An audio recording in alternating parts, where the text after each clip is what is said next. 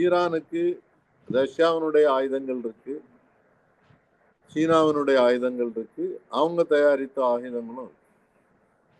அதனால சும்மா வெனிசுவேலாவில் ராத்திரியோட ராத்திரியா போய் பிடிச்சிட்டு போன மாதிரி பண்ண முடியாது. இன்றைக்கு இதுல சூழல் மாறிட்டு இருக்குது. அரபு நாடுகள் கூட, பல நாடுகள், பொதுவாக யுத்தத்தை விரும்பாத நாடுகள், அமெரிக்காவோட நல்லுறவு வைத்திருக்கக்கூடிய நாடுகள் கூட அமெரிக்காவை வார்ன் பண்ணிட்டு இருக்காங்க. தயவு செய்து இதோட நிறுத்திக்கிடுங்க, இதுக்கு மேல போகாதுங்க, இது எங்களுக்கு பெரிய பிரச்சனையை உருவாக்கும், நாங்களும் தலையிட வேண்டியது இருக்கும் அப்படின்னு சொல்லி. அந்த விதத்துல பாத்தீங்கன்னு சொன்னா இது உலகளாவில் ஒரு பெரிய மாற்றத்தை, ஏற்கனவே இதனால பொருளாதாரம் பயங்கரமா பாதிக்கப்பட்டிருக்கிறது.